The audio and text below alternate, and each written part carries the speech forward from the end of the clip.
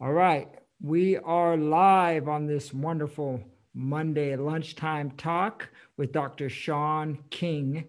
I am Dr. Virgil Moorhead Jr. I'm the Behavioral Health Director here at Two Feathers Native American Family Services, which is located in Northern California in Humboldt County, right on the beautiful Pacific Ocean. Two Feathers is a family service agency that serves Native American youth and families in Humboldt County.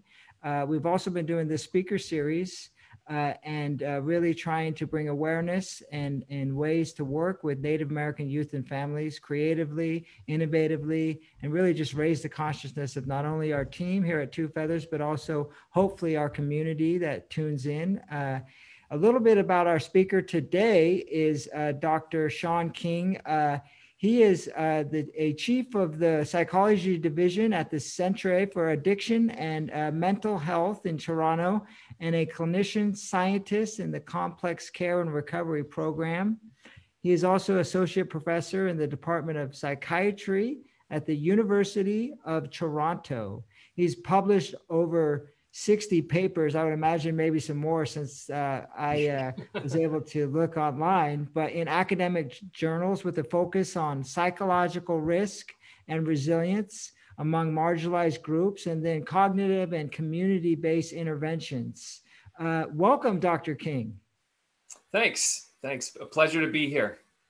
And so how, before we were getting on live, we're going to, Dr. King and I talked about how today will go. He's going to share a slide deck, some presentation on some of the work, research that he's been doing. I actually spoke at this conference in Australia on youth mental health and wellness, and he was one of the keynote speakers. And when I watched him, it was awesome. I was like, man, I would love to expose some of his ideas and research to our community here in Humboldt County. So that's one of the driving forces behind this talk today. But before I turn it over for him to share his, talk about his presentation and his slide deck, I just want to pay honor and respect to the Wiyot people, which is the land that we're currently on in Humboldt County. I want to pay honor and respect to their land. And I also want to let everybody know that is tuning in on Facebook that Two Feathers as an agency stands in solidarity for the social justice work that is going on nationally and worldwide currently. And so with that, I think you should be able to share your slide deck and we'll go from there. Okay. All right. Let me just get this set up and then we can get started. Okay. So choose that one. All right. So. Okay, so I might just share it this way because otherwise I disappear and Virgil, you disappear. So I'll just share it this way. Hopefully it turns out well enough and people can see the slides reasonably well. So yes, it's a real pleasure. Virgil and I didn't get a chance to actually meet in Australia, although we were there together. It was quite an experience to get invited all the way to the other side of the world. I actually brought my family with me just because it seemed like they should go since I was going to. Yeah, it seems abstract now thinking about that kind of travel in our current context. But I'll get started. This is basically a talk that kind of has two themes to it. One theme is sort of a bit of a story of my, I don't know if it's growth or progression in this field of working with young people who've experienced homelessness. So that's the one part, is to describe a path that I've been on. And then the other part is to hopefully share some useful information to the audience. I know many audience members may be working with young people who've experienced homelessness, perhaps have some lived experience themselves or with family. And maybe some pieces that come out of this, moving from description through to intervention work that we've been doing, might prove useful. And then have a chance for some Q&A at the end. Yeah, okay, so I will just get started here. So you see the title of the talk. I've been at this for about 20-ish years, maybe a little more. And this slide is less about me telling a bunch of names of collaborators or collaborating organizations. I think the slide itself is a bit of a point. And the point is really this is working with really complex social problems like homelessness it's not the work of a single person or a single organization. It's really fundamentally an intensely collaborative effort. I show the names of many collaborators from a few different centers and many different disciplines, many different organizations. And down below, you see some of the funders and some of the organizations that I've worked with over the years. And the complexity of addressing youth homelessness, I think, really calls upon a need to get many people involved and have many different views on things and have many different perspectives. So that's been a philosophy I've had. I started out as kind of a lone wolf sort of researcher, but over the years really came to see that to get much done in the space, I really need to work with many other people. So this is the story here. And this is something that pretty much sums up a lot of my life, I think, in most areas, is starting out kind of clear on something, somewhere along the path getting pretty confused, and then finding some sort of clarity, but never as clear as the beginning when I didn't know as much. Things always seem a heck of a lot clearer when you don't know very much. So that was kind of where I started. And I'll just tell, this is a few pictures to show what's been a part of the journey of me getting started in this space. So as an undergrad, I was in Ottawa, which is the capital of Canada, a pretty cold place. And I was doing electrophysiology, neuroscience. That's the work I was doing as an undergrad psychologist. At the same time, I was volunteering in a homeless shelter, working on a crisis line, and hanging out with a homeless guy that lived next door in the sewer grade, and spent a lot of time with homeless people just as something to do, trying to be useful while I was there. And I flipped to clinical psychology in grad school because I didn't want to look at those things, oscilloscopes, for the rest of my life, as interesting as it was for a time. And there I met this guy, Michael Kroll, who's a mentor, who he does a lot of work with Inuit in the far north of Canada, Inuit youth on grassroots suicide prevention work. And I was banging around ideas, what I wanted to do. And I went from neuroscience to thinking about, wanting to help homeless young people experiencing homelessness. And I was talking with him about an approach. He says, well, why don't you just get a tape recorder and go out and ask what's going on? And I was thinking, what do you mean? You can do that? That's research? And he says, yeah. So he introduced me to anthropology, cultural anthropology, and trying to work in an understanding of how people's stories are used to make sense of their world. And that was the beginning of a path of research that I'll describe to you. A path in which I was in places like this. There's Toronto, some pictures of Toronto, an organization I spent a lot of time in. There's New York City. And I gave out an awful lot of hundreds and hundreds of McDonald's gift cards to street involved young people for interviews. And in fact, I learned in a few places that I think underground economy was growing, where people were trading $20 worth of McDonald's dollars for 10 real dollars or other things. So it kind of sort of a strange thing to happen there. But before I get going, talking about statistics and some of the intervention work that I've done, I want to show a picture because it's one thing to talk about risk factors and intervention approaches and that sort of thing, but it doesn't really capture terribly well the experience of young people who experience these kinds of adversities. And when I was doing my postgraduate research or my postdoctoral research, I had a really long survey which had lots of quantitative questions about risk and resilience. And it had a blank page at the back. And I thought, yeah, why have a blank page? So at the top, at the last second before it went to print, I wrote at the top of the page, write or draw whatever you want people to see. And so from New York City and Toronto, I collected just over 200 poems, pictures, stories, messages of different kinds. People ripped out pages from their notebooks, even though I told them I probably could never get it back to them again. And this is one of them. And this is a particularly impactful one, at least for me, because I think it describes a lot about what young people experience, or one prominent sort of story. And so this was at an alternative high school called The Door in New York City. And a lot of the young people going to this alternative high school were very marginally housed or street involved or homeless. And I spent about 6 months there. And as I do in these organizations, I don't really track youth down and go up to people and bug them to interview them. They figure out pretty quickly. They're smart. They know what I'm about. They hear what's happening. And I just hang out in a side office the days I was there, and they could approach me if they wanted to talk to me. And I was down to my last week or so there. And there was this young woman, and she was kind of hung out with some folks that were probably gang affiliated and pretty tough young woman. And she never really came by me any of the months I was there. But one afternoon she came and plonked herself down in the chair in front of me and said, so you're the suicide guy, huh? And it's because I was doing surveys about suicide. They called me the suicide guy. So I don't know, but it's not the greatest name. But I said, yep, that's me. So yeah, how can I help you? And then I started out by telling her about the study I was doing, and mentioned that it was about young homeless people. And she started off by saying, who are you to call me homeless? I'm not homeless, I'm houseless. And she began to explain the difference. And it was one of many, many experiences I've had where you kind of learn from the young people you're speaking with about what it's like to be labeled something like homeless and what it means to the person. Well, we had a good conversation and got to know her pretty well as she described her experience. And this is the picture she gave me, a photocopy of a picture that she was working on in the art program at the high school. And this is her. This is her experience of the world. And so that's her in the middle, kind of crouched over, hurt, hunched over. The spikes on her back are, and this isn't my interpretation, this is what she told me. That's the tough demeanor, the tough presentation she needs to make in the world to try and keep safe, to protect herself. She felt completely alone, kind of broken away. And the rest of the world is that jagged edge. Sort of she knew there was a world out there, but it was jagged, unwelcoming, and she couldn't reach it. And the only thing she knew of her parents is her father's a broken condom, never met him, never knew him.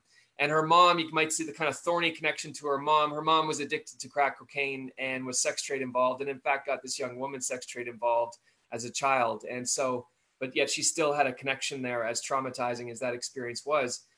And this picture always struck me that it really captured so well, the hardship that she was experiencing, but also, it also has got to be said in the context there. She is trying to go to high school and trying to make something of her life. So there's a real complexity there. So I just wanted to share that before I get into some of the more researchy kinds of things. And I don't know if this show was around much in the States. Whose Lines Anyways? It was kind of a bigger thing, maybe in the 90s. But right around the time I was doing this work. But I was trained as a clinical psychologist, and this is along the lines of you think you're clear on something, then you get confused. So as a clinical psychologist, we get trained to do assessments, engage people, do one-on-one and group kinds of psychotherapy. And so I was working out of a sex trade involved youth organization. So an organization for young people who are sex trade involved who are also homeless. And amongst the few things I was doing there, I was doing some research. I also offered to do some psychotherapy just to try and be useful while I was there. And so I was given the task by the woman that runs the organization, now retired, named Susan Miner. She said, develop a group that doesn't suck. Because most of the times in these organizations, groups fail. They always fail. Nobody turns up. People don't want to go. They've been to tons of groups. They think groups are useless. And usually any groups, if you say it's a substance abuse group or an anxiety group or these sorts of things, no one's going to come. So what we did, myself and a social worker named Marika Cherian, is we decided to do a group where we do skits, like Whose Line Is That Anyways skits. Like you're hosting a party, you're pretending to be an animal, and the people who come in need to guess what kind of animal you are. Different comedy skits. We went to the beach, we make some sandcastles, we go to the art gallery, try and get free stuff. And what we found is that the young people, we had the best turnout of any group they had. Also, sex trade involved young people are very good at acting because it's a large part of their life. And we found that they would come do these activities, and then after the group was done, some young people would come up and spend some time with us and say, hey, my boyfriend's hitting me, or the drugs are getting out of control. And there we do the work, right? And many of you, if you work in the space with marginalized people, generally, this is often how it rolls. It's kind of coming in with an agenda on the front end about mental health or addictions. Doesn't work very often very well. You need to have something to engage, to build trust, to build comfort. And then around the side, the interventions happen. And the same thing in terms of individual psychotherapy. That didn't work very well there either. Clients seldom turned up, came late, didn't come at all. One young man I was working with, we were having really, really great sessions until after a while, I kind of clued into his pupils were super dilated and he was sweating a lot and he was really high on ecstasy, which made for really great sessions in a way, but also he didn't really remember any of it later on. So after I clued into that, that just doesn't work very well. So I was learning there about something I thought could be useful, but the traditional ways of working just wouldn't work in that context. So moving on, again, not knowing the audience, this is the kind of thing where it's the challenge of our new age, but also our distance, is the challenge of not knowing who you all are and how you work and where you work. But I imagine many people on this call work with people who experience poverty.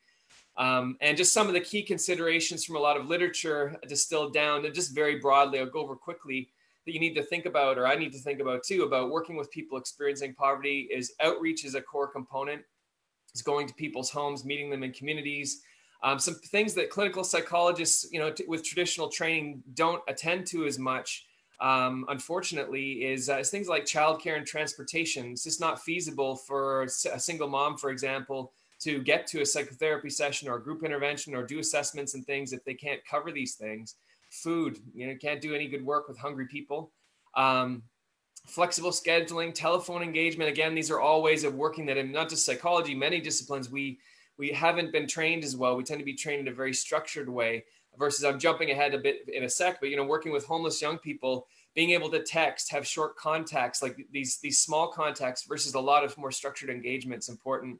Pre-treatment education sessions.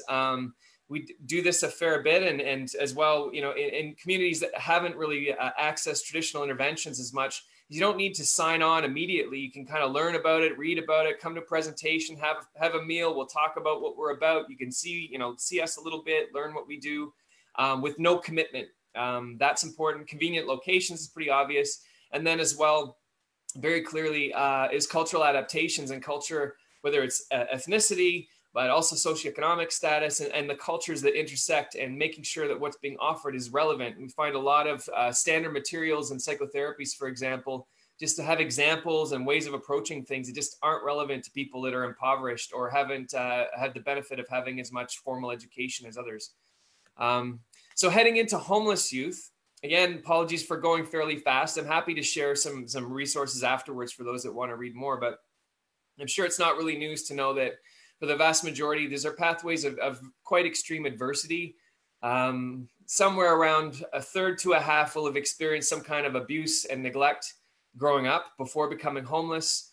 And it compounds. If you look at in Canada, the terms that we use is Indigenous communities, meaning Métis, First Nations, and Inuit communities.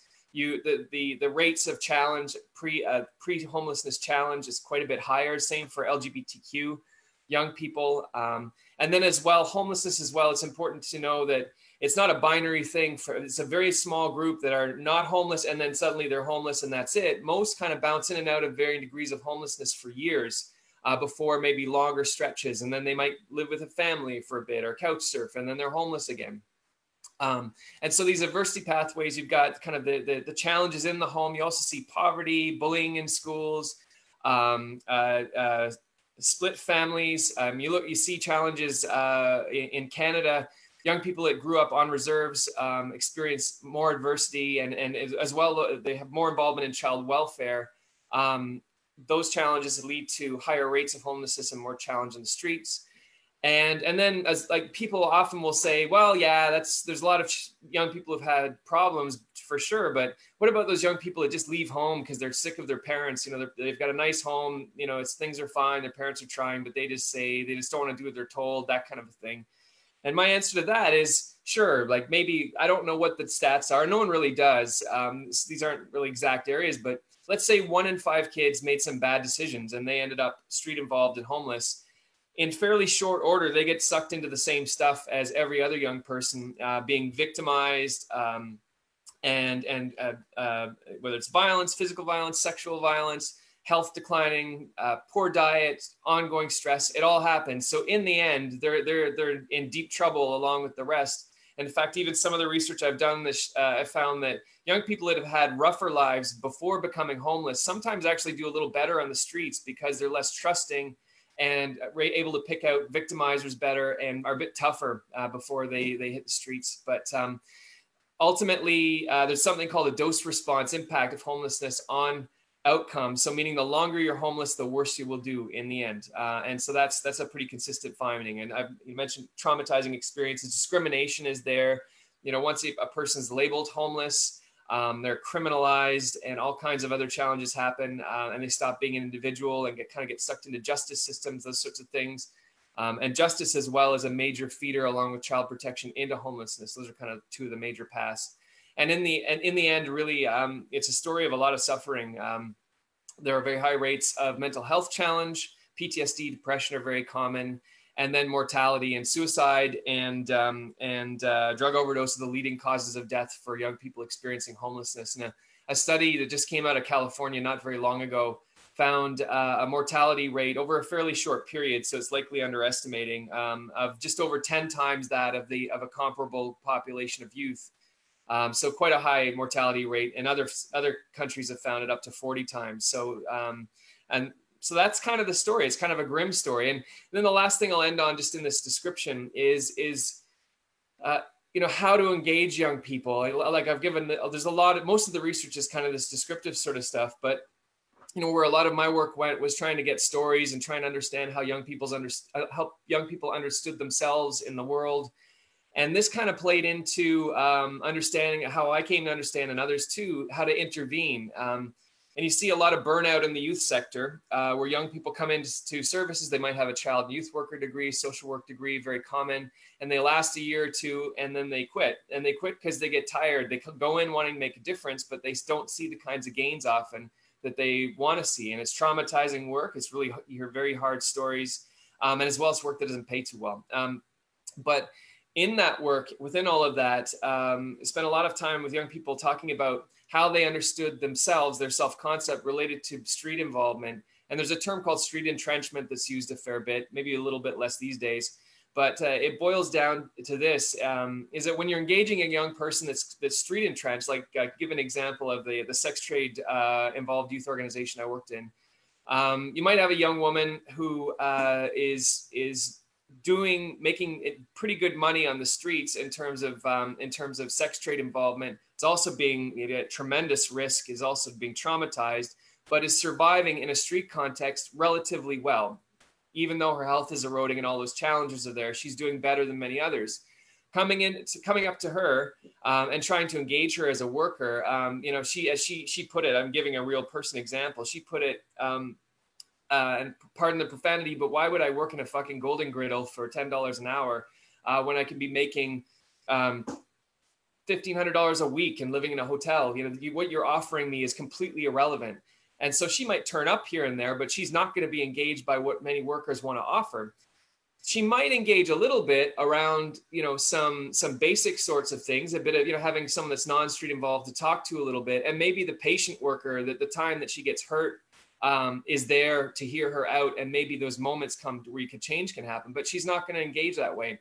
You go over to a young person that is maybe new to the streets, is very, very scared, didn't want to leave home, and maybe perhaps thrown out of the home, and is really struggling in the homeless context. They're not surviving well. And predators really pick up on these young people. They can pick them out pretty easily. And then they gravitate towards them, and they'll be the cool older kid or the street family, say, hey, I'll look after you, this, that, and the other. And before they know it, they're being victimized. That's a very common story. But that young person is great for if you want to intervene. They want to get off the streets. They want what you're offering. They want whatever job it is, whatever housing you can provide. And there's, of course, a spectrum in between. But a key part of all this, it's like it's a bit cliche, but, meeting youth where they're at is something that many youth workers say. But I think what that boils down to is understanding their story, how they understand themselves, how they understand, what their identities on the street and off the street. And there you can kind of learn, where to start. So that's just a bit of a world tour through. It's a lot of information. I can get a lot more to people. But I'll talk a little bit more about my own work for a second. So my work started out about suicide. And so I spent quite a bit of time on the streets, mostly in Canada initially, asking young people about, what was happening with the very high suicide rates. Common findings, 40% of attempted suicide. There's sex trade involved, up to 60, 70%. The experiences, and seeing just all of that, hearing terrible stories about terribly traumatic experiences before they were homeless, when they were on the streets. And at that time, like many young people entering a field like this and being, really, really kind of exposed to the trauma that many young people experience, I got pretty angry. And anger is nice and makes things clear, but unfortunately it can also got me going off on some wrong directions. I won't get down that road too much, but I was less useful when I was angry and everything seemed clear. Then I moved to resilience and survival. I kind of thought the suicide story, it's important, but it's played out. There's not much more to learn there. But resilience and survival, I got into out of Vancouver and then New York City and Toronto, spending a lot of time with young people talking about how they survive, what skills do they need, how do they make meaning, and that's that meaning making stuff, the narratives, the self-concept, how they do that to survive in this adverse environment. And there I drew some parallels with literatures from the Nazi Holocaust, from the Vietnam War. And there are some literatures out there about coping in incredibly aversive circumstances and what one does if you're going to survive with one's self-concept, and how that makes it hard to come out of that concept and be in the other world, in the kind of, there's, quote unquote normal world after having those experiences. And I began also, it became less of a problem of the individual at a time being hurt and traumatized, which was my earlier understanding. I started to see things, we all talk and like to think about, use the term systems and systemic racism, systemic violence. But it took me anyways a while to really begin to fully grasp what the systems are about, and how one individual within a system can, have a lot of motivation to be trying something, but be cut down in different ways. And the systemic things that lead into homelessness and then can lead out of it or block paths out. Okay.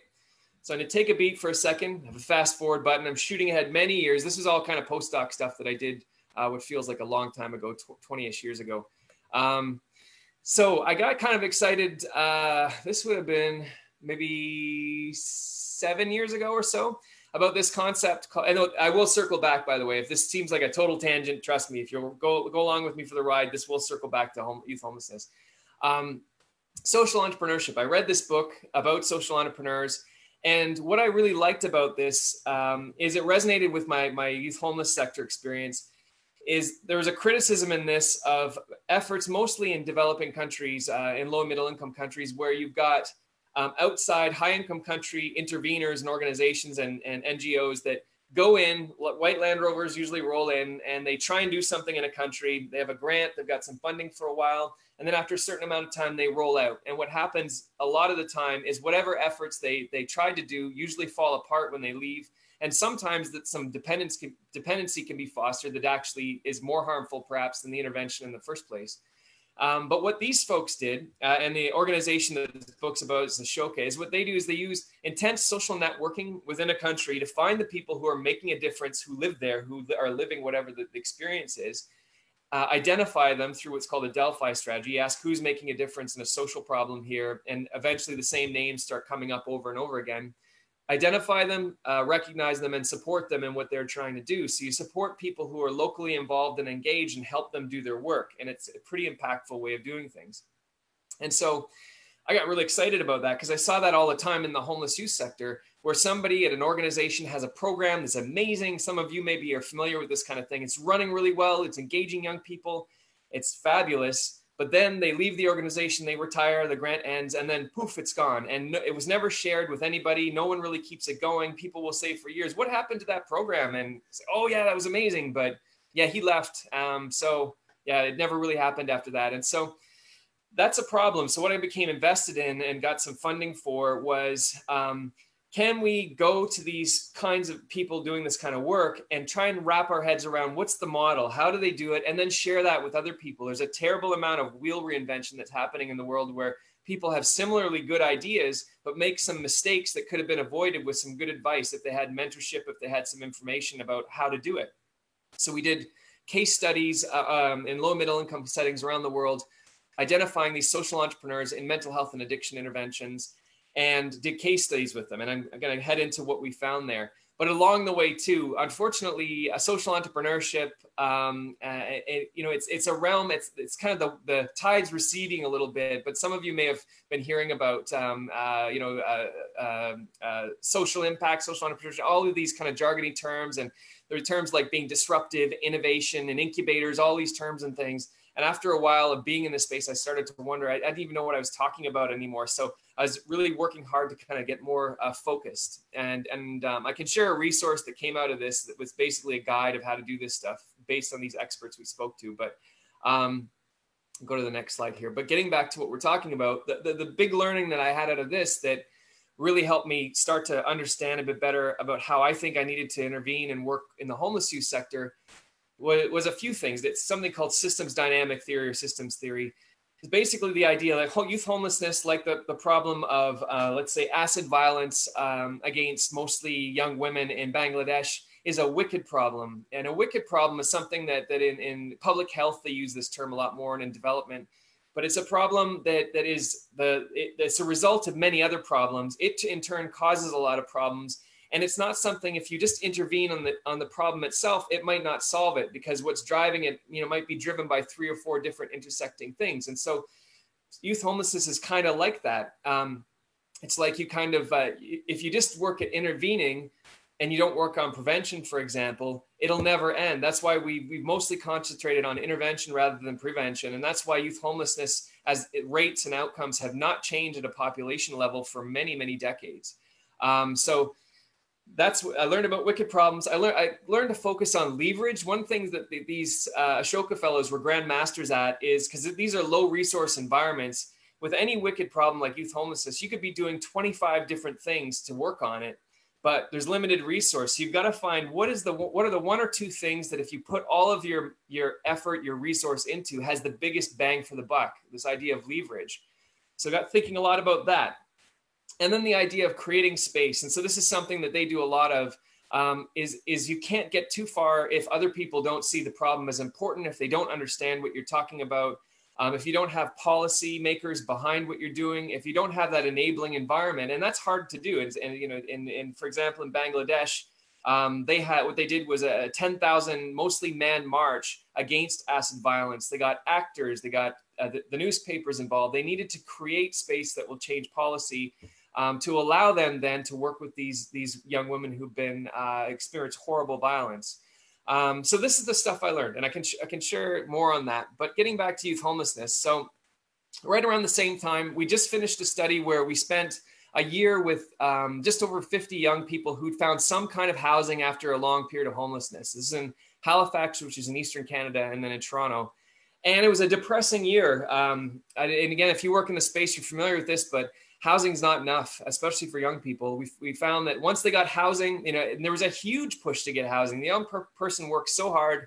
The people working with them worked so hard. They finally got some housing. And what happened was, for the 25% of the kids we worked with were street homeless within a year. The vast majority of the rest were not making gains. They were not going back to school, getting a job. They were feeling social isolation. A lot of that trauma, where they're in day-to-day survival mode, is one thing, but when you have time to sit and think, a lot of that trauma comes up, and they struggle with mental health, and just all kinds of challenges. And I could count on one hand the number of young people that were kind of living the dream, and they felt disillusioned too. They felt like they'd been sold up the river a bit. You'll get housing, everything changes, and they found that wasn't true. And so another thing that's happened in my career, to jump back to me a little bit, is as I've gotten really bored with knowledge exchange events, we kind of get together, a researcher like me comes up, and you get some people from communities and policymakers and clinicians, and you do a talk, and you give a report about whatever research you did to people, and everybody eats some muffins, has some coffee, asks a few questions, and then goes home.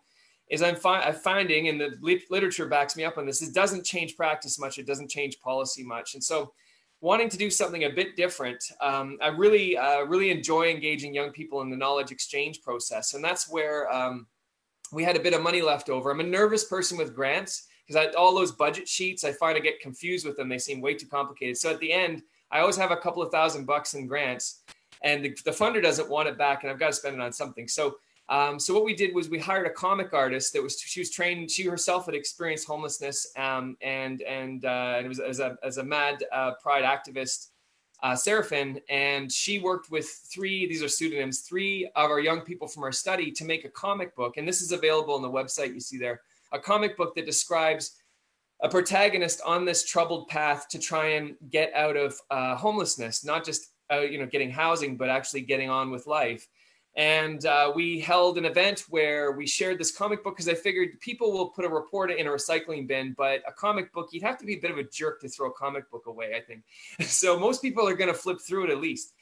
So gave out the comic book. We, of course, had a report. We had a band playing, as arts organization for street involved young people. We had a lived experience story. We talked very little about the research. I did a short speech about that, but and a weird thing happened at that event. So so the event, we brought a bunch of organizations together for this, and that in our city and many cities that doesn't happen too often. It's organizations collaborating on something because the way they're set up and the demands they have. This guy came up to me at the end of the presentation, and he at the time was a deputy minister of children and youth services, and so I'm trying to think of the equivalent in the US, but basically so health or the children youth services is run by a ministry, and he's the second in command. And as second in command, he's a little bit less of the face of the thing, the politician. He's a bit more the person that gets the operations done. So he's very important in government. And I, for 20 years, had been banging on doors, sending letters, trying to get the attention of policymakers. So it was absolutely mind blowing that this guy came up at the end and said, "Hey, I want to talk to you. Let's set up some meetings, and let's see if we can turn some of these ideas of yours into an approach." Which was mind blowing I've just for years have tried to get people to see it as an issue, as something that's important. So that led to this thing we called it something that we named first, and then the young people we worked with said that name sucked. And so they came up with something different, the Housing Outreach Partnership - Collaboration. And it has some of the things that I mentioned about the systems piece. So the leverage here is there's a critical time. So when a young person has left the chaos and traumatizing experience of being street homeless or in an emergency shelter, and they finally have some kind of housing, there's a window of opportunity where I think there's a critical time where you should really double down on intervening to prevent them from becoming homeless again, and to try and make stick all of the effort that went into just getting the housing set up. And so I'll talk a bit about what the components are of that work, and then the partnership. So a few different things. So the components, and again, you can read about it. I can send you information. We brought together like a sort of community treatment team or an intensive case management team. We brought together a mental health element led by a psychologist, and that had a wellness focus group. I've already talked about groups and how they tend to not work very well in this space. It was wellness focused. It was youth driven. They would give us topics they wanted to work on. We would bring in speakers. We brought in a criminal defense attorney a lawyer who herself had experienced homelessness in the past. And it was an hour-long session of ask a criminal defense attorney any question you want to ask, just to kind of have pieces to it that they wanted. As well, in the back end, we had individual psychotherapy, largely trauma focused. We had peer support, and I'll get into a bit about the peer support model. And we had outreach-based transitional case management. We met every week. We worked as a team. And as well, these individuals, these practitioners came from different organizations in the city. So we floated between organizations in the city, and that allowed young people move between organizations in a place like Toronto. And so you can follow them, and you're not as stuck with they're at Covenant House, and now they're not, so we can't see them. We could follow them as they move around. And so we did a pilot of this, and Alex Bazina gave us the funding to do that through the Ministry of Children's Services, and in Toronto, and we found that it seemed to work. And I can again share outcomes from it, but it seemed to be making a difference. People liked it. Young people turned up. We only lost track of 2 or 3 out of 30 some, and that's pretty remarkable, I think, to have them stay engaged. We worked with them for 6 months. We saw some gains. So that was a good step. And right on the heels of that, we were fortunate to get money to do a randomized trial, because we need to understand, how does this hold up against what's normally offered? So we compared HOP-C, as I described it, with just outreach case management. And we found from that paper is going to get published in the next few months.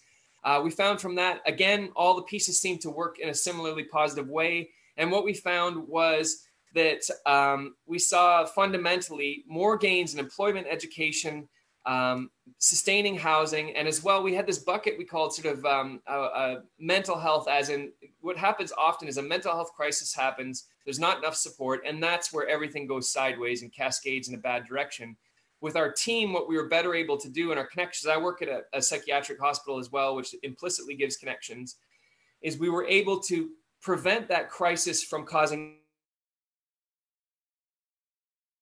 outcome where young people in HOP-C did better than just with case management. And other key element of this that happened in line with that was we formed a partnership with an organization called Daliko and Anishinaabe Family Care in Thunder Bay. It's a northern Ontario town, small city. And I spoke with Tina Babinski, who's a director of programming there, and she shared with their board and their elders what we were doing, and they felt that this was in line with the values of the organization, with Indigenous values, but would need some modifying to make it fit. And so what they did was they took the core components And something, I'll give an example, like peer support was led by an elder and had a different frame and a different approach. And aspects of the mental health intervention as well was based on traditional perspectives on wellness and well-being, and it was housed, and how it ran was in an Indigenous context, and in spaces that were that the young people felt like it connected them with whatever Indigenous identity they were looking to connect with. And Thunder Bay is a bit of it's a city with a lot of challenges. It's in a whole other level because it's sort of a city where a lot of young people from the far north and from smaller communities tend to come to when they're facing challenge, or they go there to go to high school, but they don't have the supports there, so things can fall apart. And there's a lot of gang-based violence, a lot of challenges, along with all of the colonial and historical genocide that's happened, and residential school history is very, very close, often parents and grandparents. So that was the space in which they did their work, and it worked well. And so next up, we are looking at scaling out. And I will spare you the joke. I did this this is a slide deck for more of an academic kind of conference. So here's some papers, and I can get Virgil the slide deck so you can look this up later. We did a logo, and then I did this thing where I said, okay, and that's the end. There's a lot of academics, and it's a legitimate critique, is this, and then I published my papers, and we're getting another grant, and then we're done. Thanks very much for coming. So it was a joke. I said, well, not quite, and got a few laughs because people were starting to clap. I let it go on for 10 or 15 uncomfortable seconds. So some more story to share here. So I think it would be disingenuous to not sort of share, because in the presentation like this, it sort of sounds like I figured it out, and that would be a lie. I think I screw up less than I used to, but still struggling with some problems and still fumbling around with some things. And so thinking about peer support, for example, tons of organizations, most of us, I probably could speak for many people on this call, really want to engage young people as leaders, as peer supports. But so often it's just, we don't know how to do it very well, and it's often not done very well. And when we engaged in this, we didn't do the greatest job of that. It took us a while to figure out, when you've got a team made up of people from many organizations, have many different approaches, it took us a while to get our team working well, where we all kind of knew what our roles were and what our perspectives were and where our strengths and blind spots were. Even we had a good partnership. We had to keep reminding people what the mission was. It just wanted to drift back. I mean, people have worked in certain ways for many years, and you're coming together in a collaboration. It can easily drift back from the focus of the work. And as well, on the research side, this is a choice, and I'm happy to do it. But as well, it makes for a tougher research career, because this is incredibly messy work. It's a complex intervention with many working parts. Youth engage it in many different ways, make kinds of ways, intense, less intense, for different reasons. Youth themselves are very diverse, many different trajectories. And so from a randomized trial perspective, this is a mess. And I'm very unlikely to get this published at some of the higher impact journals, but as well as the field moves along, recognize that we need to embrace this messiness, because this is what the world is. So a few things that we may have gotten a little more right than wrong. So one thing, and this is maybe a no-brainer, I feel almost like stating the obvious, but I find that we can get so caught up in the work with an individual. Like, of course, every week there's a few young people of any group of, let's say we're working with 15 or 20 at a time in these projects. There's going to be one or two young people in crisis. We're talking about that, what we can do to support them. We're trying to run a research study. We're just managing the many different demands that we have. As a team, we can kind of lose sight on relationships. So I would say that a really important part of the work that we did involved bowling and ping pong and hanging out as a team, getting to know each other, supporting each other, because this is difficult work. These are young people with very major challenges. And so I found that as a team, the more we had opportunities to take a step back, to get together socially, to hang out, the better we worked, the better we were able to do the work. And we didn't lose people on our team. We engaging the larger field. Yeah, I'm not even sure what I'm talking about with that bullet, so I'll skip that one. So having an Indigenous partnership, and having an Indigenous partnership that is a partnership. So this is something that trying to think about how to frame it. Like, this has become a really important part of our whole effort in HOPC, and we've moved on. We're trying to scale this work out, and that partnership's continued. We're going to be doing a national series of case studies across the country of these kinds of housing stabilization interventions. Delico and Tina Babinski and Chris Mushquash is a Canada Research Chair in Indigenous mental health up there, a psychologist. He and Tina are leading an Indigenous Northern arm. We're leading a Southern arm. And just being able to get together as a group 2 or 3 times a year, we often go up to Thunder Bay. It's really become a collaboration and cross-learning, and really helps us keep focused on what we're doing in Toronto, what they're doing up north. And we're learning a lot from each other in this process. And I just say this because, there are lots of grants and lots of efforts where people are trying to develop partnerships, and that's a good step. But if I'm really grateful for the openness and just the integrity of our partners, and how it's become something that we've become friends, and it's become a real partnership where we're building something together. So yeah, so that's been really good. I think that's been critical to our success. And then as well, following the lead of youth. So youth at one point in our intervening our work. We were doing peer support led drop-ins and trying to do a few different things with peer support. Our peers co-led our mental health and wellness group, which was really important because they could talk and bring lived experience there and help other young people who are a bit afraid to talk do so. It builds trust in the psychologist. But they said, the drop-in idea that you had doesn't work. Finally, at a meeting, I still remember it, because often our youth leads wouldn't say a lot. They kind of were not too sure about their role. But finally, Marty Daly, who I still work with, said, you know what, the drop-in model sucks. It doesn't work. No, people don't want to do it. We don't want to lead it, and young people don't want to come in and do it. Here's what I think we should do. And this was something we got right. And it's nothing that we did. It was more we stopped doing things that were a problem. We got out of their way and gave them space. So I showed some pictures here, but they did a By Youth for Youth guide for exiting homelessness. They got youth together, paid them some money. They had a selection process that was really equitable. And they basically developed some skills as they built this amazing guide. And again, I can get you access to that. It's online, and we send it around to organizations all over the world. And it was an amazing resource. And that led into a By Youth for Youth resource development set of projects. On the left is a drawing by a young woman named Beth, who's works out of Thunder Bay, out of Delico. And they're building an Indigenous-focused By Youth for Youth guide that's grounded in Indigenous teachings. And as well in Managua, Nicaragua, a group out of the Covenant House there has done the same thing. They're not doing a guide, but they've done some street theater and a hip hop song that engaged some young people who are street homeless, mostly children more than youth. So that's another thing that spun out of this is our peer support. Well, they did some traditional peer support, one-to-one contacts, some community outings. I've become really good. It's a key skill in the space to get free stuff. So we got free tickets to the Toronto International Film Festival's Lady Gaga's documentary. So they were 2 rows behind Lady Gaga and their mom, a whole bunch of our kids, and they thought that was the coolest. So you kind of spice it up with some of these activities. But as well, they're building these resources that get them something on their CV. They learn something, their resume, and it's something concrete that they can walk away with. Okay, just heading into conclusions now. I have some time for some questions. So the conclusions, here are, I guess, some takeaways, at least for me. And please hear me as I'm still very much on this journey and trying to figure out what I'm doing. Thinking about systems and leverage, particularly transition points, is kind of all of what I'm about these days, is trying to figure out how can we find where to intervene and where it changes a lot of things by doing one thing. And then the next thing is thinking about who to engage, how to engage, and how power manifests through the work. So this is, who are the partnerships? How should we be engaging, and how power manifests? And by that, I mean, this empowering of young people. There's so many subtle and not so subtle ways that we shut down voices and we shut people out. And so really trying to, as best as we can, is continuously learn and create space, because amazing things come out of that. Like the By Youth for Youth initiative is really grounded. It's totally driven by the young leaders that we created space for, and it's proving to be work that's relevant. They've in turn, some young leaders have come out in Thunder Bay. There are 3 youth leads there. They're going to share it out with some other communities in the north, and we're continuing on to.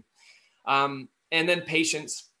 Like I feel like TikTok with life and stuff, but it's something that it's a slow grind. And part of what's coming together now is there's a national coalition to end youth homelessness in Canada called A Way Home. I've gotten on the board of that.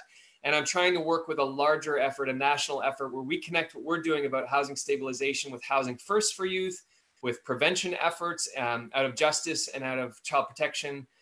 And, just generally, what is the global approach? Because I have no illusion that what I'm doing as an individual, even if I get a good partnership and we're trying to do our work on stabilization, we're not going to make a major dent unless we can connect with other efforts and have a really, a whole system approach. And so that's what I'm working at, and hopefully can make a bit of a dent in before I retire.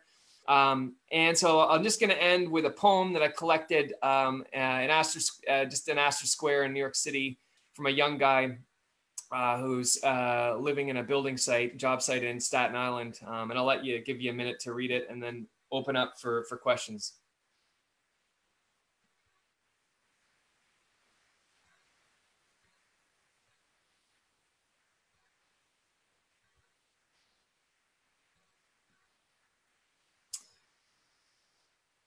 So thanks for hearing me out. And hopefully there's some bits and pieces there. And I'm very happy to share whatever resources, a lot more on these things. And I should mention too, where we are, and I'll share this with Virgil, is things are on hold in many ways because of COVID, but we're going to launch a website, and we've got a practice guide that we developed in collaboration with our Indigenous partners in Thunder Bay. That's basically a how-to guide of how to build something like HOPC in your own jurisdiction.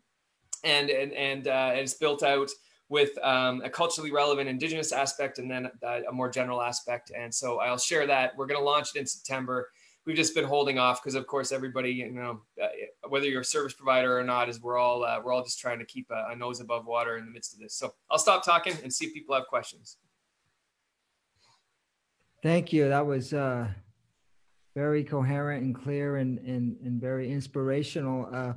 We have a few questions from the audience, and maybe I'll interpret a little bit, but one is based around engagement. I know you talked about the groups and how a lot of groups, if you do a psychoeducation group or a group, kids just aren't going to show up, which we found that as well, or at least I have.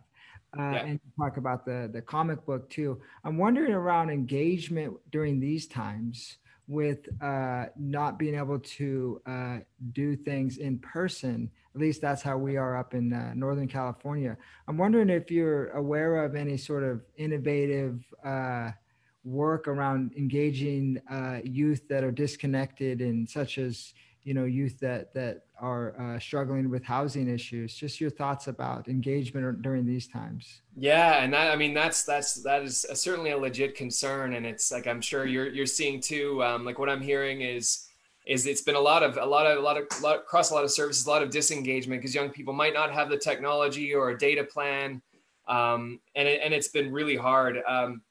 I think, what I've been hearing is that a lot of organizations have really been pivoting to doing more outreach as possible. I know and this certainly isn't broadly relevant, but some organizations have been able to use philanthropy to get devices to people who don't have them, so that with a bit of data, so they can actually make some connections. And I know that's something that in underfunded sectors is not relevant for everyone, but that does seem to be what some are doing. Really trying to target those who are most at risk of being isolated. And then just trying to work on the protocols to begin to bring young people back in. But I wish I had a good answer to that. But it's just been just hearing about people trying to do more and more outreach. And just doing the best they can, keeping in touch by text, those sorts of things. But in this space, in terms of, intervention, there's been some paradoxical stuff too, is trying to do intervention by phone and by video. I think in some cases that's actually been working better, and some young people have been engaging more because they actually haven't really in the past wanted to come in person. So maybe if anything good comes of this, is maybe it'll open it up a little bit more for people to do a little bit more virtual engagement for those that want it, and for those that can't, looking at alternatives. So I'm sorry I don't have a great answer to that, but it's a very real struggle.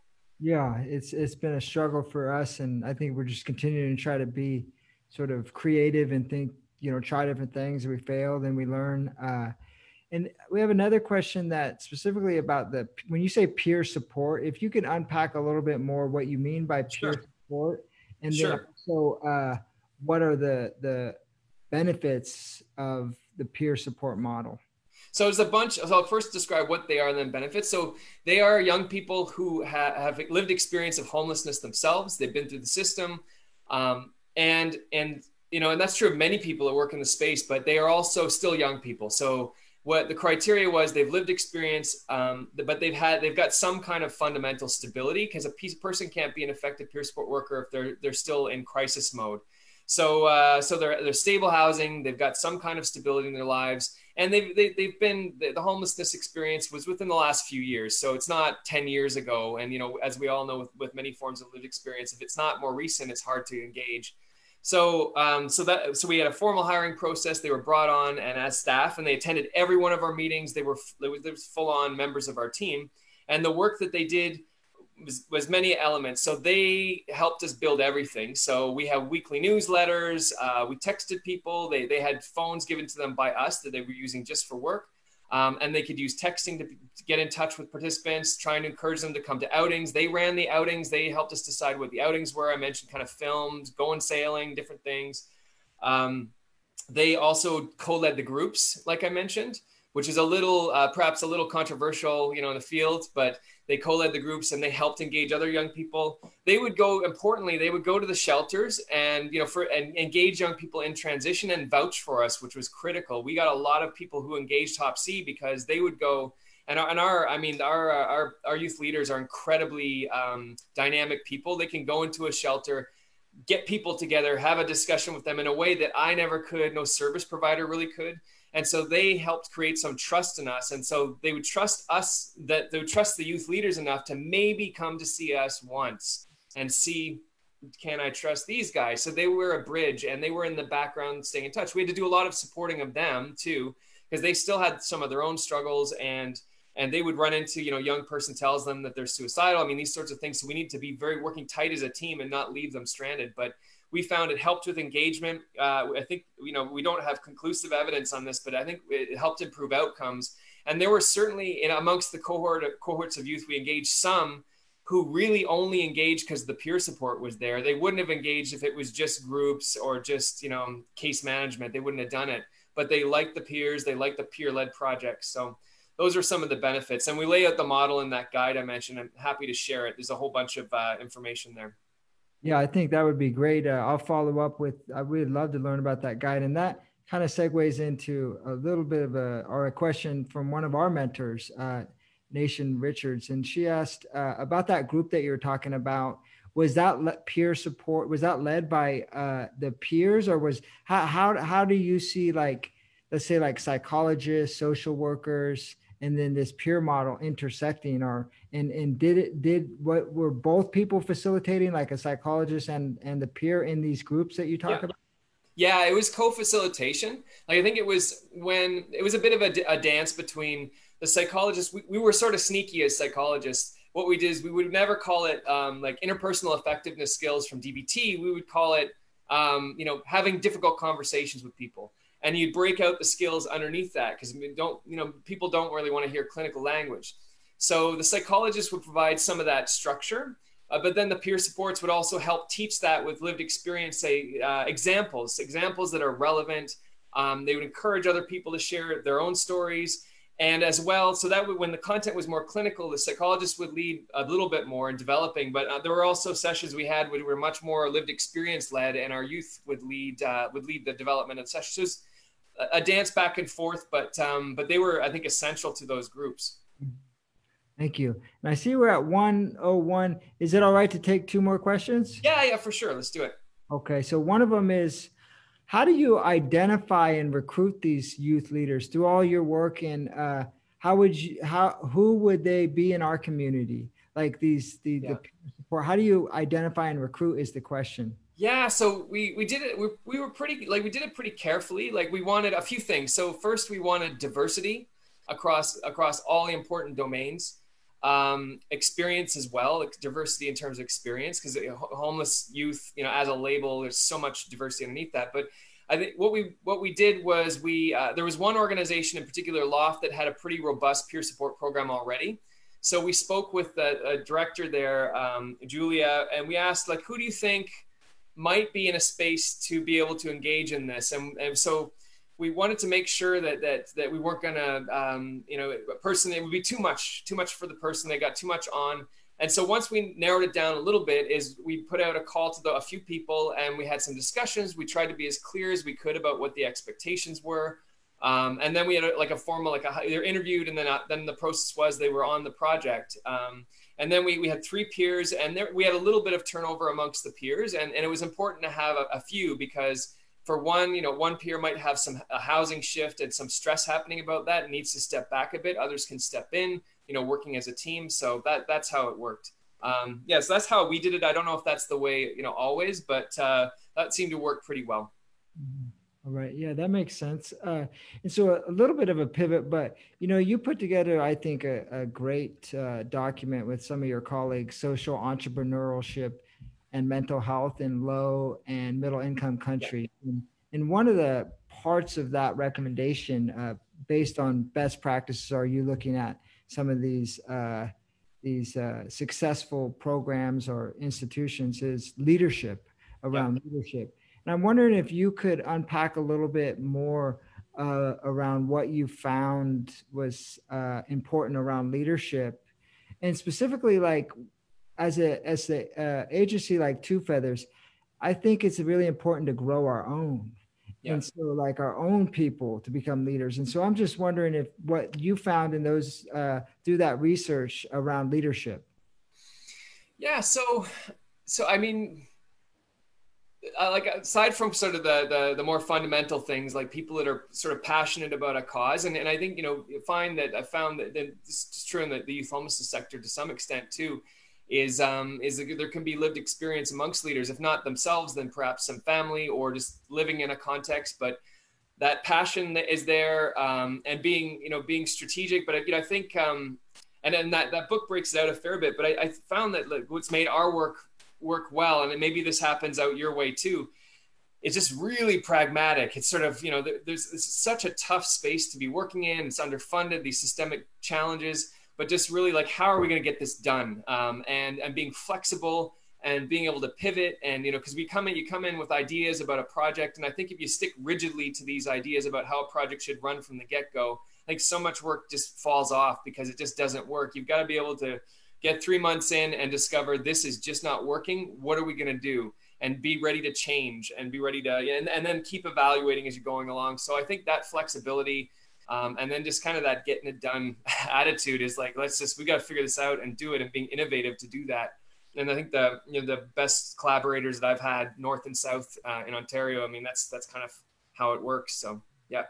Thank you. And I guess as the final follow-up, I'm going to be on this panel with some of the state leaders, and really the title of the panel here on August 5th is Reimagining, or sort of rethinking mental health.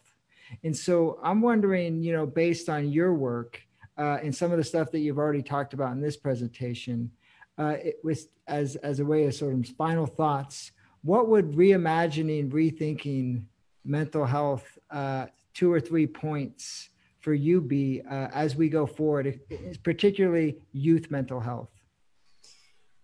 So reimagining, I think reimagining, one part that would have to be there, and this fits with a lot of the themes of what I was talking about, is getting better and better at getting young people in the driver's seat. And it's not to say that young people will always, know how to design a service, or will have answers for everything, but can we come up with ethical, rigorous, and clear processes to have that input, and family input as well, but have that input front and center, because anything useful, almost always has to involve that. I think that's one element. I think flexible engagement is another one, especially with young people. I think if we kind of cling to, probably Virgil, you and I were trained in a certain very structured way of engaging. And I think we've got to be more flexible with digital tools, with short touching base. There are models coming out like Step Care 2.0, one at a time interventions, like really just, and some might want the traditional way of working, but being really nimble and flexible. I think that's another piece. And then on the like, I think another thing, I think this fits with maybe recovery oriented care, but I've been talking a lot about the systems sort of approach, but the more we can try and work on the underlying social determinants, understanding what the young person's struggle is from a systems perspective, from not just the individual, their family, but also more broadly, it could be historical, cultural. It could be just, cultural, like what's happening right now in the world, is how can we incorporate that so it's not the young person as often feeling like I have a mental illness as an individual and I'm kind of broken, and you've got to help me. That kind of a thing is, I think there's a lot of value, especially for more marginalized individuals, in understanding what they're going through from the perspective of many systems and many histories, and going from there. So anyways, I think those are a few bullets that I would think might be relevant to that. Yeah, that was very helpful. And I want to thank you again, Dr. Kidd, for coming on here, and you're spending some time with us. There's questions and comments in the Facebook we'll get to at Two Feathers because I couldn't get to everything. Yeah. Okay. And I want to thank everybody who tuned in today. I also want to let everybody know that we have our speaker series continues on Wednesday at 12 p.m. with Dr. Beal Spencer from University of Chicago, one of the top positive youth development and in sort of racial and ethnic issues among adolescents. So watch out for the flyer there. And everybody have a good rest of your Wednesday, and thanks for tuning in.